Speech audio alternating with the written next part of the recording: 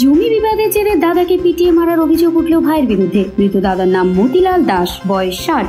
ঘটনাটি ঘটেছে দক্ষিণ 24 পরগনা জেলার কাকদ্বীপের হারুট পয়েন্ট কোস্টাল থানা এলাকার 8 নম্বর কালীনগর পূর্ব গঙ্গাধরপুরের নোনা মাঠের কাছে। পুলিশ ও স্থানীয় সূত্রে জানা যায়, জমি সংক্রান্ত বিষয় নিয়ে বুধবার বিকেল থেকেই দুই ভাইয়ের মধ্যে অশান্তি শুরু হয়। এই বিবাদ চরম পর্যায়ে পৌঁছে যায়। এরপর রাতে সুযোগ বুঝে দাদাকে ধরে ভাই মারধর করে বলে অভিযোগ। স্থানীয় সূত্রে জানা যায়, মতিলালের মুখে ক্ষত তৈরি হয়ে গিয়েছিল, প্রচুর পরিমাণে রক্তক্ষরণ হয়।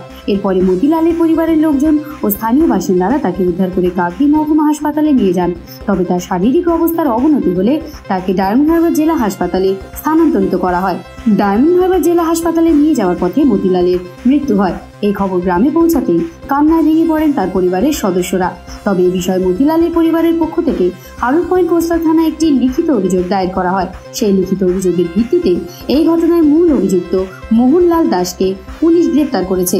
এ বিষয়ে মতিলালের আর এক ভাই শ্যামলাল দাস জানান, কালকে ঘটনাটা বলতে ওরা যে মারা গেছে উনি আর যে মেরেছে রাত্রে একটা তর্কাতর্কি করেছিল এই জায়গা সম্পত্তি নিয়ে। এখন তর্কাতর্কি করার পরে ওরা যখন রাস্তায় বেরিয়েছে, মানে অশোককে জানাবে বলে, এখানে আমাদের তৃণমূলের কার্য ওনাকে জানাবে বলে এখান থেকে বাড়ি থেকে বেরিয়েছে। পিছনে মোহনলাল আর ওনার স্ত্রী বেরিয়েছে, যে মেরেছে নিজের ভাই। ওনারা বেরিয়ে এখান থেকে আমরা তো সব ঘরে যে যার মতো আছি, কিছু হয় না, এগুলো প্রতিনিয়ত ঝগড়া এরকম হয়। তো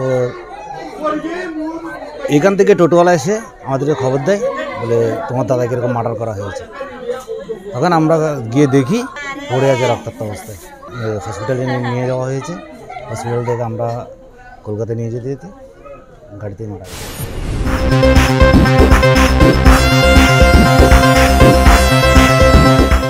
কাকদ্বীপ থেকে বিবি বাংলা নিউজ টিম।